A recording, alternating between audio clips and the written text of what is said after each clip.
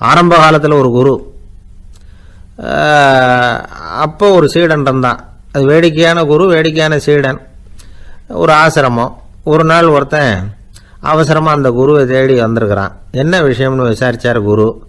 உங்கள் சீடர் என்னை அடிச்சுட்டார் அப்படின்னு புகார் பண்ணானா அந்த ஆள். குரு சீடனை கூப்பிட்டார். அடிச்சியா இந்த ஆளை அப்படின்னு கேட்டாரான். ஆமான் இருக்கான் சீடன். ஏன் அடிச்சே அப்படின்னு கேட்டாரான். இந்த ஆள் உங்களை பற்றி மட்டமாக பேசிவிட்டான், என்னால் அதை தாங்கிக்க முடியல, அதனால தான் அடிச்சுட்டேன்ருக்கான். அப்படி என்ன பேசினா அப்படின்னு கேட்டாரான். உன்னுடைய குருநாதர் இப்போல்லாம் அர்த்தமில்லாமல் பேச ஆரம்பிச்சுட்டார் அப்படின்னு சொல்லிவிட்டான், அதனால தான் அடிச்சுட்டேன் அப்படின்னு நானான். அதுக்காக அடித்தே அப்படின்னாரான். நான் அதுக்காக அடிக்கலை குருவே, இப்பெல்லாம் நீங்கள் அர்த்தமில்லாமல் பேசுகிறதாக அவன் சொல்கிறான். அப்படின்னா இதுவரைக்கும் நீங்கள் அர்த்தத்தோடு பேசினதாகத்தானே அர்த்தம், அது தப்பு தானே, அதனால தான் அடித்தேன் அப்படின்னு நானான். ஒரு பெரியவர் உட்கார்ந்துருக்கிறார். அவரை சுற்றி அவருடைய தோழர்கள் உட்கார்ந்துருக்கிறாங்க. ஏதோ ஒரு முக்கியமான செய்தியை அவர் அவங்களுக்கு சொல்லிகிட்டு இருக்கிறார். அவங்களும் ஆர்வமாக கேட்டுக்கிட்டு இருக்கிறாங்க. இந்த சமயத்தில் யாரோ ஒரு ஆள் வேகமாக அங்கே வர்றார். வர்ற வேகத்திலேயே எனக்கு ஏதாவது உதவி செய்யுங்க அப்படின்னு கேட்டுக்கிட்டே வர்றார். கேட்கறது உதவி, ஆனால் குரல் மிரட்டுறது மாதிரி இருக்குது, அதட்டி கேட்கறது மாதிரி இருக்குது. இதை கேட்டது அந்த பெரியவர் ஆத்திரப்படலை, ஆனால் அவரை சுற்றி இருந்தவங்க ஆத்திரப்பட்டாங்க. இதை பெரியவர் கவனித்தார். கொஞ்சம் அமைதியாக இருங்கன்னார். வந்தவரை கூப்பிட்டார். அவருக்கு சில பொருள்களை கொடுத்தார். என்னங்க இப்போ உங்களுக்கு மகிழ்ச்சி தானே அப்படின்னார். அப்படின்னு அலட்சியமாக அவர் சொல்கிறார். நான் உங்களை நல்ல முறையில் நடத்தினேன்னா அப்படின்னு கேட்குறாரு அவர் மறுபடியும். அதெல்லாம் ஒன்றும் இல்லை அப்படின்னு சொல்லி அவர் சொல்லிகிட்டு இருக்கிறாரு. குரலில் கடுமை குறையில.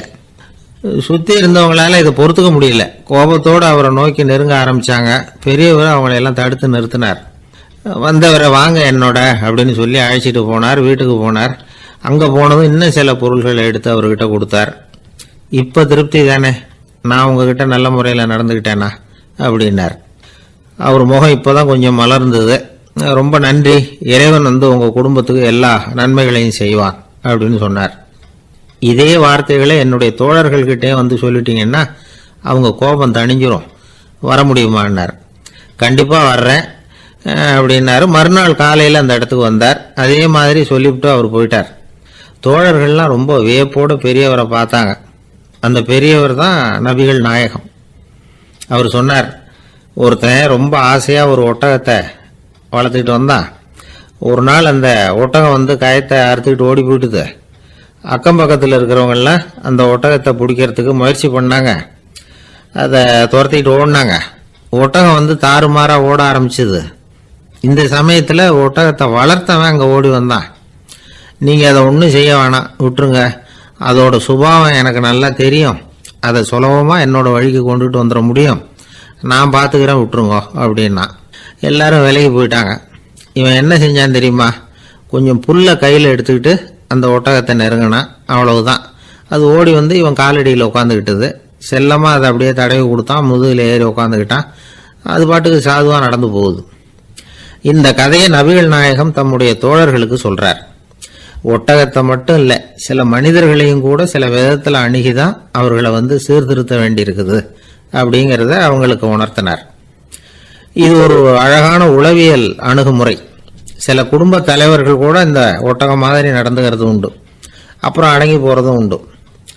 ஒரு குடும்ப தலைவர் காலையில் எழுந்திரிச்சதுலேருந்து சத்தம் போட்டு கத்திக்கிட்டு இருப்பார். பக்கத்தில் இருந்தவங்கெல்லாம் ஓடி போய் சமாதானம் பண்ணி பார்த்தாங்க. அவர் ஓயறது மாதிரி தெரியல.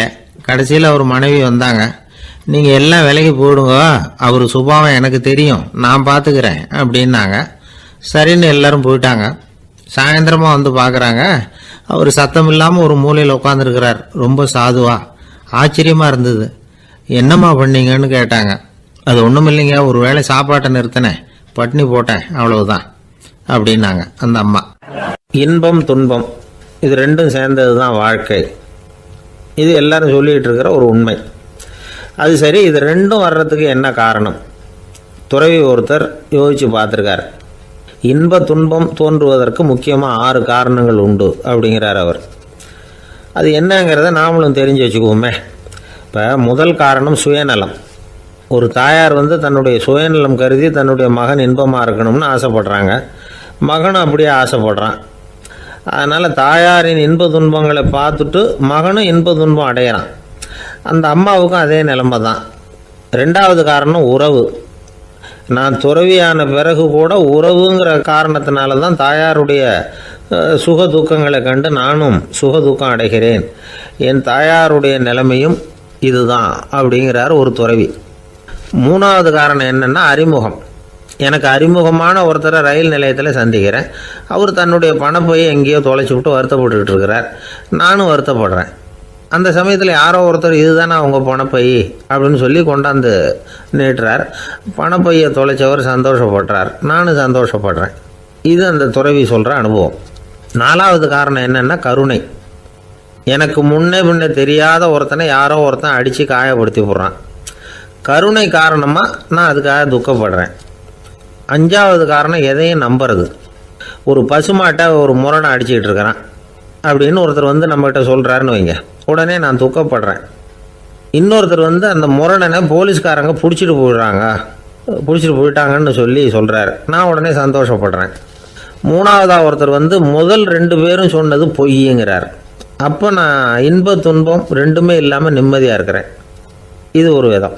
அடுத்தது 6வது காரணம் என்னென்னா தன்மயமாகுதல். ஒரு நாவல் படிச்சுக்கிட்டு இருக்கிறோம், அதில் வர்ற பாத்திரங்களோட நாம் ஒன்றி போயிடுறோம். அதில் வர்ற பாத்திரங்கள் சிரிச்சுதுன்னா நாமளும் சிரிக்கிறோம், அது அழுதுன்னா நாமளும் அழறோம். அதெல்லாம் வந்து அந்த துறவி சொல்கிற அனுபவ உண்மைகள். இன்ப துன்பம் இது ரெண்டும் தோன்றுவதற்கு சுயநலம், உறவு, அறிமுகம், கருணை, எதையும் நம்புறது, தன்மயமாகிறது, இது எல்லாம் தான் முக்கிய காரணம் அப்படின்னு அவர் சொல்கிறார். ஆக கூடி ஒட்டு மொத்தமாக யோசனை பண்ணி பார்த்தா பிற பொருள்கள் மீது பற்றுதல் காரணமாக தான் நாம் வந்து இன்ப துன்பம் அடைகிறோம் அப்படிங்கிறத புரிஞ்சிக்க முடியுது. மனுஷன் வந்து இன்ப துன்பம் அடைகிறதுக்கு 7வது காரணம் கூட ஒன்று உண்டு அப்படின்னு சொல்லிகிட்டே வந்தார் ஒருத்தர். அது என்ன அப்படின்னு கேட்டோம். அதுதான் சார் இந்த நீங்கள் சொல்லிட்டு வர்ற இன்று ஒரு தகவல்னார். எப்படி சொல்கிறீங்கன்னு கேட்டோம். இன்று ஒரு தகவல் கேட்க ஆரம்பிக்கிறப்போ மனசில் இன்பம், ஆரம்பித்த உடனே இது ஏற்கனவே கேட்ட சமாச்சாரமாச்சே அப்படின்னு நினைக்கிறப்போ துன்பம் அப்படின்னு அதுக்கு ஒரு விளக்கம் கொடுத்தார். ஊரில் ஒரு ஞானி இருந்தார். ஒரு நாள் அவரை தேடிட்டு ஒருத்தர் வந்தார். வந்தவர் ஞானியை பார்த்து ஒரு கேள்வி கேட்டார். ஐயா, உங்களுடைய சாதனை என்ன? இதுதான் அவர் கேட்ட கேள்வி. இதை கேட்டதும் அந்த ஞானி நிமிர்ந்து இவரை பார்த்தார். அப்புறம் சொன்னார், அது ஒன்றும் பெரிய விஷயம் இல்லை, அது ரொம்ப எளிமையான ஒன்று. எப்போ எனக்கு பசிக்குதோ அப்போ நான் சாப்பிட்ருவேன், எப்போ எனக்கு தூக்கம் வருதோ அப்போ நான் தூங்கிடுவேன், அவ்வளவுதான் அப்படின்னார். கேள்வி கேட்டவர் ஒரு மாதிரி ஆயிட்டார். ஐயா, இதே தானே நாங்களும் செய்கிறோம், இதுல என்ன அதிசயம் இருக்கு அப்படின்னார். இப்ப அந்த ஞானி சொன்னாராம், இங்கதான் நீங்க தப்பு பண்றீங்க அப்படின்னாராம். அப்படியான்னாரு இவர். ஆமா அப்படின்னாராம். நீங்க செய்யற தவறு எனக்கு புரியுது. ஏன்னா நான் வந்து உங்களை மாதிரி நான் வந்து வாழ்ந்து பார்த்துருக்கிறேன். அதனால என்னுடைய அனுபவத்துல உங்களுக்கும் எனக்கும் உள்ள வித்தியாசத்தை உணர முடியுதுன்னாரா. என்ன சொல்றீங்க, எனக்கு ஒன்றும் புரியலையேன்னாரா இவரு. இதை பாருங்க, சாப்பிடுறதுங்கிறது நாம 2 பேருக்கும் பொதுவான ஒரு காரியம்தான். ஆனா நீங்க சாப்பிடுறதுக்கும் நான் சாப்பிடுறதுக்கும் வித்தியாசம் இருக்கு அப்படின்னாராம். என்ன வித்தியாசம்னு கேட்டிருக்கார். நீங்க பசி இல்லாத பொழுது சாப்பிடுறீங்க, இப்போ சாப்பிடுற நேரம் வந்துட்டுது அப்படிங்கிறதுக்காக சாப்பிடுறீங்க. சாப்பாடு ருசியா இருக்கு அப்படிங்கிறதுக்காக சாப்பிடுறீங்க. எது தேவைங்கிறது தெரியாம சாப்பிடுறீங்க. அது மாதிரி தூக்கமும் உங்களுக்கு ஒரு பழக்கமா போட்டுது. இப்போ இது தேவையா இல்லையா அப்படிங்கிறத பத்தி நீங்க யோசிச்சு பாக்குறது இல்ல. சாப்பிடும் பொழுது 1000 வேலைகளை மனசுல நினைச்சுக்கிட்டு இருப்பீங்க, அதனால அது சாப்பிடுதலா இருக்காது. அதே மாதிரி நீங்க தூங்கும் பொழுதும் அது தூங்குதலா இருக்காது. ஏகப்பட்ட கனவுகள் வரும், உங்க மனசு மேலும் மேலும் கனவுகளை உருவாக்கி கொண்டே இருக்கும். அதனால எனக்குள்ள நடக்கிறது வேற மாதிரி, நீங்க நினைக்கிறது மாதிரி இல்ல. எனக்குள்ள நடக்கிறது எப்படின்னா, நீங்க செய்யறது மாதிரி இல்ல. தூக்க உணர்வு வந்த உடனே தூங்குதல் மட்டுமே நடைபெறும். அதுதான் என்கிட்ட நடக்கிறது அப்படின்னாராம் அந்த ஞானி. இப்ப வித்தியாசம் புரியுதா? அந்த ஞானி சாப்பிடுறத அனுபவிக்கிறார், அது எக்ஸ்பீரியன்ஸ். நாம அப்படி இல்லை, மனம் போன போக்கில் சாப்பிடுறோம். இது இன்டெலிஜிங். இது ரெண்டுலேயும் வந்து செயல்ல வேறுபாடு இல்லை, விழிப்புணர்வுல தான் வேறுபாடு இருக்கு. அவர் சாப்பிடும் பொழுது ஒரு சாட்சி மனோபாவத்தோட சாப்பிடுறார். எவ்வளவு தேவையோ அவ்வளவுதான் சாப்பிடுறார். ஏன்னா அவருடைய விழிப்புணர்வு முழுமையா செயல்படுது. அதனால அவர் சாப்பிடும் பொழுது நம்மை விட மகிழ்ச்சியா இருக்கிறார். நாம அப்படி இல்லை, வயிற்றை நிரப்புறதுக்காக சாப்பிடுறோம். இன்னும் சொல்ல போனா சாப்பிடும் பொழுது நாம அங்கேயும் இருக்கிறது இல்லை, எங்கேயோ போயிடுறோம், உடம்பு மட்டும்தான் அங்கே இருக்கும். ஆனால் ஞானி அப்படி இல்லை. அவர் சாப்பிடும் பொழுது சாப்பிடுதல் மட்டுமே இருக்கும். எந்த ஒரு செயலையும் விழிப்புணர்வோட செய்யலாம், மனம் போன போக்கிலையும் செய்யலாம். விழிப்புடன் செய்யறப்போ செய்யும் செயல் நம்ம அனுபவமாகிறது, அவ்வளவுதான். இதெல்லாம் பெரிய தத்துவம் மாதிரி தெரியும். இருந்தாலும் நாம புரிஞ்சுக்க வேண்டியது என்னன்னா, எந்த காரியத்தை செஞ்சாலும் அதுல முழு ஈடுபாடு வேணுங்கிறது முக்கியம். அந்த அளவுக்கு முதல்ல நம்மளை மாத்திக்கிட்டா போதும். ஆனா நம்ம ஆளுங்க அந்த அளவுக்கு இருக்கிறது இல்ல, எல்லாமே அரைக்குறை தான். கேட்டா ஞாபகம் மருதி. ஒருத்தன் என்ன பண்ணானா, விமான டிக்கெட் வாங்கிக்கிட்டு ரயில்வே ஸ்டேஷனுக்கு வந்துட்டான். அப்புறம் தான் புரிஞ்சுது தவறுதெல்லாம் இங்க வந்துட்டோங்கிறது. உடனே அவசரமா விமான நிலையத்தை நோக்கி ஓடி இருக்கிறான். அங்க போய் கவுண்டர்ல கேட்டிருக்கான், மேடம் நான் தவறுதெல்லாம் ரயில்வே ஸ்டேஷனுக்கு போயிட்டேன், இப்ப விமானத்தையும் தவற விட்டுட்டேன், அடுத்த பிளைட்ல எனக்கு இதை மாத்தி தர முடியுமான்னு கேட்டிருக்கான். முடியாதுன்னாங்களாம் அந்த அம்மா. ஏன்னு கேட்டானா, ஏன்னா இப்ப நீங்க வந்திருக்கிறது பஸ் ஸ்டாண்டு அப்படின்னாங்களாம். எப்படின்னா, ஒரு 600 வருஷத்துக்கு முன்னாடி மனுஷனுக்கு இருந்த நெருக்கடி இருக்கு பாருங்க. ஒரு 600 வருஷத்துக்கு முன்னாடி மனுஷனுக்கு எவ்வளவு நெருக்கடி இருந்ததோ அது போல் 40 பங்கு இப்போ அதிகமாயிட்டு தான் கண்டுபிடிச்சி சொல்லியிருக்கிறாங்க. அவ்வளவு நெருக்கடிக்கு மத்தியில் நாம் வாழ்ந்துக்கிட்டு இருக்கிறோம். ஒரு 600 வருஷத்துக்கு முன்னாடி என் தலையில் 1 கிலோ வச்சுக்கிட்டு நின்னேன்னு வைங்க, இப்போ 40 கிலோ வச்சுக்கிட்டு நிற்கிறேன். அப்படி ஒவ்வொரு மனுஷனுக்கும் வாழ்க்கையில் நெருக்கடி அதிகமாக போச்சு. இப்போ இந்த நெருக்கடியில் முன்னாடிலாம் யாரோ ஒருத்தர் தான் தியானம் பண்ணுவாங்க. தியானம்னா ஒருத்தர் 2 பேர் காட்டுக்கு போய் தியானம் பண்ணிகிட்டு இருப்பாங்க 600 வருஷத்துக்கு முன்னாடி. இப்போ வீட்டுக்கு வீடு தியானம் நடக்குது. ஏன்னா அந்தளவுக்கு வாழ்க்கையில் ஒரு நிம்மதி வேணும் அப்படின்னு சொல்லி பண்ணிட்டாங்க. அதுக்கு தான் இயற்கை கொடுத்துருக்கிற ஒரு இயற்கையான வைத்தியம்தான் சிரிப்புங்கிறது. இதை பற்றி பெரியவங்கள்லாம் இப்போ ஆராய்ச்சி பண்ணிகிட்டு இருக்கிறாங்க. சிரிப்புங்கிறது நாம் பிறந்து ஒரு 6 மாதத்தில் தான் முதல் தடவையாக விவரமாக சிரிக்க ஆரம்பிக்கிறோமா. நம்ம பிறந்து 6 மாதத்துக்கு, அதாவது முதல் தடவை சிரிக்க ஆரம்பிக்கிறது ஒரு 6ஆவது வாரம், 1.5 மாதத்தில் தான் குழந்தை விவரமாக சிரிக்க ஆரம்பிக்குது. அப்புறம் அப்படியே சிரிக்க ஆரம்பிக்கிறோமா. அதையெல்லாம் இப்போ கணக்கு எடுத்துருக்குறாங்க. ஒரு குழந்தை ஒரு நாளைக்கு 200 தடவை சிரிக்குதான் ஒரு குழந்தை. பெரியவங்கள்லாம் 15 தடவை சிரிக்கிறாங்களாம். 200 தடவை சிரிச்சுக்கிட்டு இருந்த நாம் அப்படியே குறைஞ்சி 15 ஆகிட்டு. அதனால தான் இருதய நோயெல்லாம் வருது, ஹார்ட் அட்டாக்லாம் வருதுன்னு கண்டுபிடிச்சிருக்கிறாங்க. 200 சிரிப்புக்கு அது இயல்புத்தன்மை, மனுஷனுடைய இயல்புத்தன்மை சிரிக்கிறது. அதுக்கு ஜோக்கே தேவைப்படாது. ஆனால் இப்போ காலங்காலமாக நாம் என்ன போதிக்கப்பட்டு வந்திருக்கிறோம்னா, சிரிப்புங்கிறது ஒரு பாவமான செயல். ஒரு முதலாளிக்கு முன்னாடி தொழிலாளி சிரித்தா மரியாதை குறைச்சல், ஒரு கணவனுக்கு முன்னாடி மனைவி சிரித்தா மரியாதை குறைச்சல், அது மாதிரி ஒரு வாத்தியாருக்கு முன்னாடி பையன் சிரித்தா மரியாதை குறைச்சல், ஒரு ஆஃபீஸருக்கு முன்னாடி பியூனு சிரித்தா மரியாதை குறைச்சல், இப்படின்னு சொல்லி சிரிப்புங்கிறது ஏதோ மரியாதை குறைவான செயல்னு காலங்காலமாக நாம் போதிக்கப்பட்டு வந்திருக்கிறோம். இப்போ மரபு ரீதியாகவே அந்த சிரிப்பு நம்மகிட்ட சிறைப்பட்டுருக்குதான், அடங்கி போச்சு. அந்த சிறைப்பட்டிருக்கிற சிரிப்பை வெளியில் கொண்டு வர்றதுக்கு தான் ஜோக்குன்னு ஒரு சாவியை போட வேண்டியிருக்கு. வேறு இந்த ஜோக்குக்கும் சிரிப்புக்கும் சம்மந்தம் இல்லை. அதை ஏற்கனவே இருக்கிறத வெளில கொண்டு வரதுக்கு ஒரு சாவி மாதிரி உபயோகப்படுதுன்னு இப்போ அதை பற்றி ஆராய்ச்சி பண்ணுறவங்களாம் சொல்கிறாங்க. ஏன்னா சிரிப்புக்கு ஜோக்கு தேவைப்படாது. இப்போ ஒரு குழந்தை தொட்டிலில் படுத்துருக்குன்னு வைங்களேன், குழந்தை தொட்டிலில் இருக்குது, அது முகத்துக்கிட்ட போய் ஒரு கிளுகிழுப்பை ஆட்டுங்க சிரிக்கும். அந்த கிளுகிழுப்பை சத்தமே சிரிக்க வைக்கிறதுல அதுதான் மனுஷனுடைய இயல்புத்தன்மை. அது என்ன ஜோக்காது? சத்தம். ஒரு கிளுகிழுப்பையை கொண்டு போய் குழந்தை முகத்துக்கிட்ட ஆட்டினா சிரிக்குதே, அதுதான் இயல்புத்தன்மை. அதே கிளுகிழுப்பையை ஒரு தாத்தா மூஞ்சிக்கிட்ட ஆட்டுங்க, கோவம் வந்துடும், அடிக்க வருவார். என்னடா விளையாட்டு இது அப்படிமாரு. ஏன்னா அவர் சிரிச்சுக்கிட்டு இருந்தவர், அப்படி இருந்தவர் ஒரு காலத்தில். ஒரு கிளுகிழுப்பைக்கு சிரித்தவர் ஒரு காலத்தில் இப்போ கோவப்படுறாருன்னா அந்த அளவுக்கு நம்ம மாறி போயிட்டே வந்துக்கிட்டு இருக்கிறோம். அதனால் அந்த இயல்புத்தன்மை மாறாமல் இருக்கணுங்கிறது ரொம்ப முக்கியம். அதுக்காக எல்லோரையும் குழந்தையாக்க முடியாது. மனுஷன் எல்லோரும் இனிமேல் வயசுங்கிறது கூட ஆகிட்டே தான் இருக்கும். அதுக்காக குறைச்சிக்கிட்டே போக முடியாது. அதுக்கு யாராவது மருந்து கண்டுபிடிச்சாதான் உண்டு. ஆனால் ஒருத்தர் மருந்து கண்டுபிடிச்சாராம், சொல்லுவாங்க. ஒரு டாக்டர் ஒரு மாத்திரை கண்டுபிடிச்சாராம். ஒரு மாத்திரை சாப்பிட்டா ஒரு வயசு குறையும், ஒரு மாத்திரை சாப்பிட்டா ஒரு வயசு குறையும் அப்படின்னு ஒரு மாத்திரையை கண்டுபிடிச்சிருக்காரு. ஒரு பாட்டி அம்மா, 90 வயசு பாட்டி, அது போயிருக்கு. அதே டாக்டர்கிட்ட போய், ஐயா எனக்கு ஒரு பாட்டில் மாத்திரை கொடுங்க, இந்த வயசு குறையிற மாத்திரை அப்படின்றது. அவர் ஒரு பாட்டில் கொடுத்தாரு மாத்திரை. பாரும்மா பாட்டியம்மா, ஒரு மாத்திரை சாப்பிட்டா ஒரு வயசு குறையும், எடுத்துகிட்டு போகணும்னு கொடுத்துருக்காரு டாக்டர். அந்த 90 வயசு பாட்டி எடுத்துகிட்டு வீட்டுக்கு வந்துட்டு மறுநாள் அதே டாக்டர்கிட்ட போயிருக்கு. 30 வயசு பொண்ணாக போச்சான். 30 வயசு பொண்ணாக மாறி அதே டாக்டர்கிட்ட போயிருக்கு. இடுப்பில் ஒரு கை குழந்தை, அது சட்டை கிட்ட போடாமல் கெட்டவரில் வாயில் வச்சுட்டு உட்காந்துருக்கு.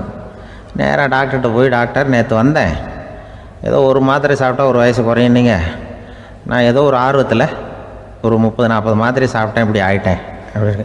இப்போ டாக்டர் சொல்லியிருக்காரு, இதுக்கு ஏமா வருத்தப்படுற, எல்லோரும் வந்து வயசு குறையணும்னு தான் நினைக்கிறாங்க, உனக்கு வயசு குறைஞ்சிட்டுது, நீ சந்தோஷப்படு, இதுக்கே மறுபடியும் என்னகிட்ட வந்திருக்கிற அப்படின்னாரான் டாக்டர். அப்போ அந்த அம்மா சொல்லித்தேன், என்னை பற்றி பரவாயில்ல டாக்டர், என் இடுப்பில் பாருங்கள் கை குழந்தை, இது சட்டை கிட்ட போடாமல் உட்காந்துருக்கு, கட்டவரில் வாயில் வச்சுட்டு உட்காந்துருக்கு, இது ரொம்ப ஆர்வத்தில் ஒரு 70 மாத்திரையை சாப்பிட்டு விட்டுது, இது என் வீட்டுக்காரரு. இவர் வந்து இடுப்பை விட்டு கீழே இறங்க மாட்டேங்கிறாரு.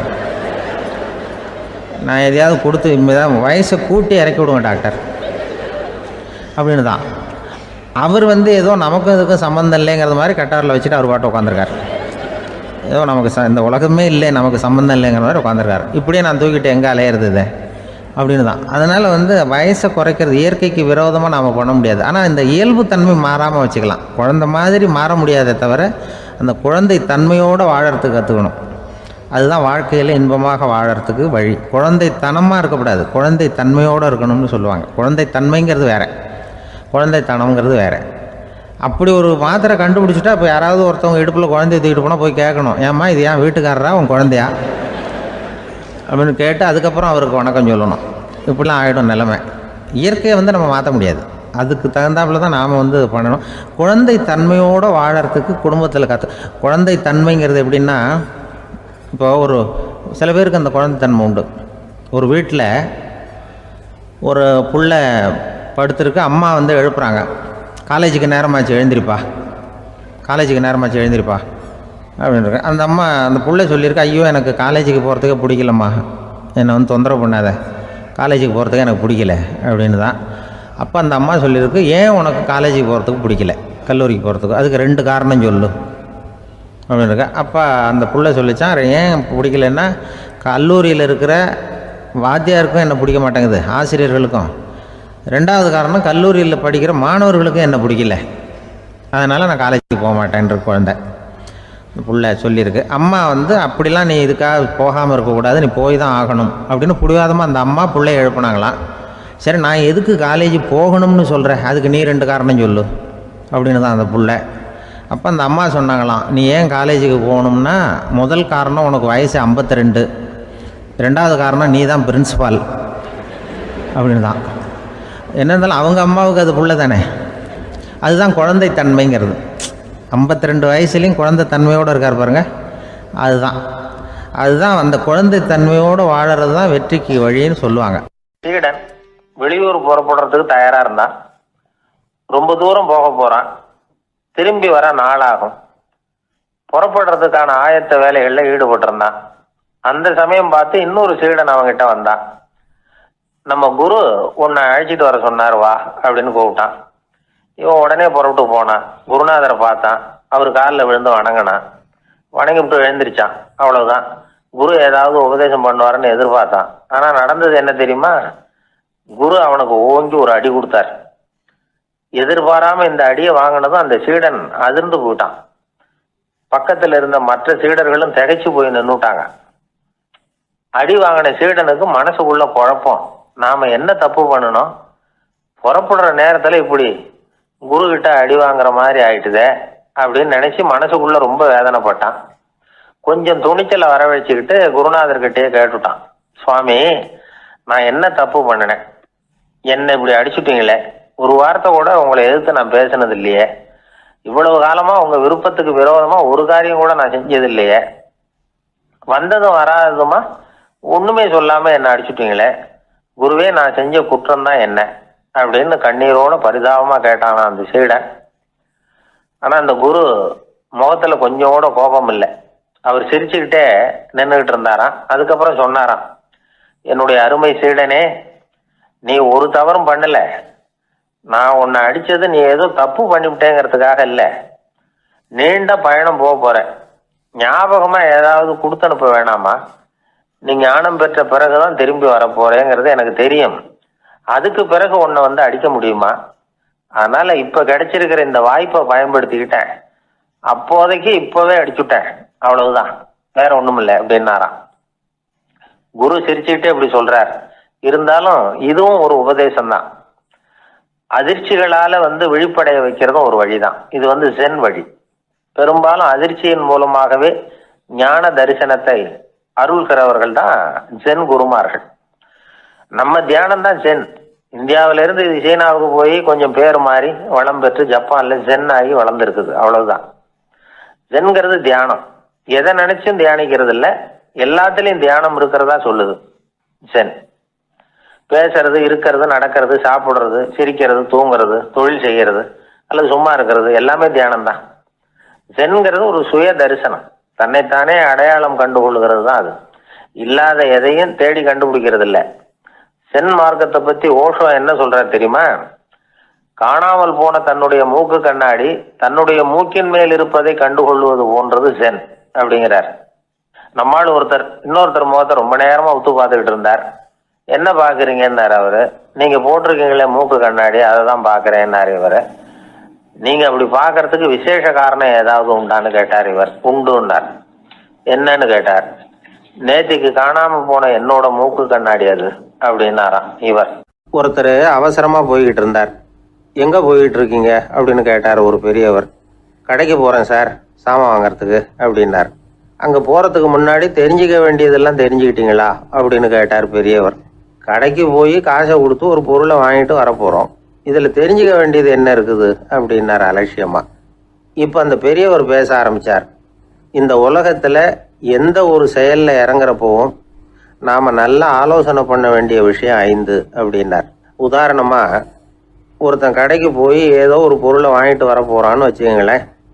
அப்ப கூட அவன் 5 விஷயங்களை பத்தி தெரிஞ்சுக்க வேண்டியிருக்குது அப்படிங்கிறார் அவர். முதல்ல அந்த பொருள் எப்படிப்பட்டது அப்படிங்கிறத தெரிஞ்சுக்கணும். 2வதா தன்னை பத்தியும் தெரிஞ்சுக்கணும். அப்பதான் அந்த பொருள் தனக்கு தேவையா இல்லையா அப்படிங்கிறத புரிஞ்சுக்க முடியும். 3வதா தெரிஞ்சுக்க வேண்டியது ஒன்று இருக்கு. அது என்னன்னா, அந்த பொருளை அடையறதுக்கு வழி என்ன அப்படிங்கிறத தெரிஞ்சுக்கணும். அதாவது எவ்வளவு பணம் கொடுத்தா அது கிடைக்கும், இது மாதிரியான விஷயங்கள். 4வதா அந்த பொருளை அடையிறது மூலமா நாம அடையக்கூடிய பயன் என்ன அப்படிங்கிறதையும் உணரணும். 5வது அந்த பொருளை அடையிறதுல இருக்கக்கூடிய தடை எது அப்படிங்கிறதையும் நாம தெரிஞ்சுக்கணும். பெரியவர் பேசுறது ஏதோ தத்துவம் மாதிரி தெரியுது இல்லையா? தத்துவம் தான். அதாவது இப்படி உலகியல் வாழ்க்கையில சின்ன சின்ன விஷயங்கள்லயே நாம 5 விஷயங்களை தெரிஞ்சுக்க வேண்டி இருக்குது. அது ரொம்ப அவசியமா இருக்கு. பேரின்ப நிலைன்னு சொல்றாங்கல்ல, அது மாதிரி பெரிய சமாச்சாரங்கள்லயும் இந்த 5 விஷயங்களை நாம தெரிஞ்சுக்க வேண்டியிருக்குது. அதுக்கு பேர் என்னன்னா அர்த்த பஞ்சகம். வைணவ சமயத்துல அர்த்த பஞ்சகம்ங்கிறது ரொம்ப பெரிய விஷயம். கடைக்கு போறது மாதிரி கடவுளை பார்க்க போறப்போ நாம 5 விஷயங்களை தெரிஞ்சுக்கணுமா. முதல்ல பரம்பொருள் அப்படிங்கிறது என்ன, அதோட தன்மைகள் என்ன, இதை தெரிஞ்சுக்கணும். இதுக்கு பேர் என்னன்னா பரமாத்ம ஸ்வரூபம் அப்படின்னு பேர். 2வது நாம யாரு, நம்மோட தன்மை என்ன அப்படிங்கிறத தெரிஞ்சுக்கணும். நான் யாருன்னு எனக்கே தெரியலங்கிறப்போ இதை நான் சொல்றேன்னு இது என்னுடையதுன்னு சொல்றது தப்பு தானே. அப்புறம் 3வது விஷயம், பரம்பொருளை நாம் அடையறதுக்கு வழி எது, இது தெரிஞ்சுக்கணும். இது உபாய ஸ்வரூபம் அப்படின்னு பேர். 4வது விஷயம், நாம் அடைய வேண்டிய பயன்கள் என்ன அப்படிங்கிறது தெரிஞ்சுக்கிறது. இதுக்கு புருஷார்த்தம் அப்படின்னு பேர். 5வது அந்த பயனை அடைய விடாமல் தடுக்கிற தடைகள் யாவை அப்படிங்கறத தெரிஞ்சுக்கிறது. இது விரோதி ஸ்வரூபம். இதைத்தான் தடையியல் அப்படின்னு சொல்றாங்க. அதாவது பரமாத்மாவை பற்றிய அறிவு, ஜீவாத்மாவை பற்றிய அறிவு, உபாயம் பற்றிய அறிவு, புருஷார்த்தம் பற்றிய அறிவு, இந்த 4 அறிவுக்கும் எதிரடையா, அதாவது அதையெல்லாம் தப்பா புரிஞ்சுக்கிறதால உண்டாகக்கூடிய அறிவு விரோதி ஸ்வரூபம். என்ன இது தகவல்ல ஏதாவது கதை சொல்லுவீங்கன்னு பார்த்தா ஏதோ தத்துவம் பேசிக்கிட்டு இருக்கிறீங்களே அப்படின்னு நினைக்கலாம். இதுவும் தெரிஞ்சுக்க வேண்டிய ஒரு பெரிய விஷயம்தான். காதில் போட்டு வச்சா எப்போவாவது உபயோகப்படும். என்னுடைய நண்பர் ஒருத்தர் ஒரு நாள் என்கிட்ட சொன்னார், சார் அடுத்த மாதம் தஞ்சாவூரில் ஒரு கல்யாணம், போகிறதா வேண்டாமா அப்படின்னு ஒரே குழப்பமா இருக்கு அப்படின்னார். நான் உடனே இந்த அர்த்த பஞ்சக உபதேசம் பண்ண ஆரம்பித்தேன்.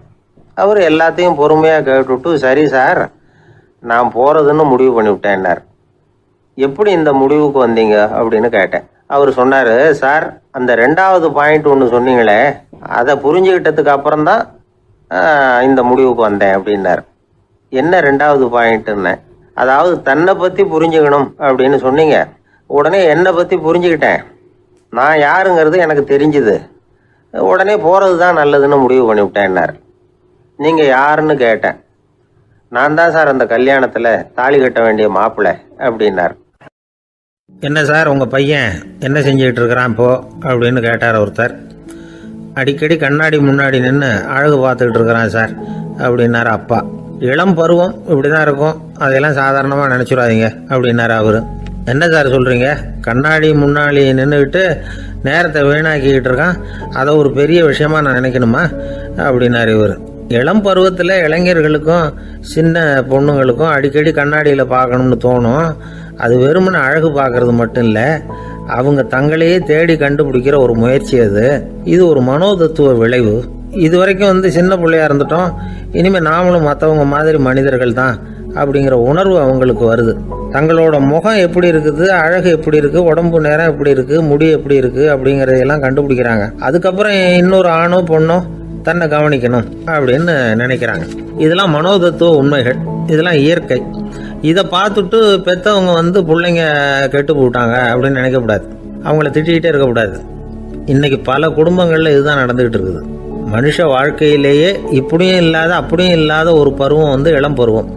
13லேருந்து 19 வயசுக்கு உட்பட்ட ஆண்கள் பெண்கள் இந்த வகையை சேர்ந்தவங்க, டீனேஜ் குரூப். இவங்கள சின்னவங்கன்னு நினச்சிட முடியாது, பெரியவங்கன்னு நினச்சிட முடியாது. இவங்க ரொம்ப சென்சிட்டிவ். சமூகம் நினச்சா இவங்களை நல்லவங்களாகவும் ஆக்கலாம், கெட்டவங்களாகவும் ஆக்கலாம்.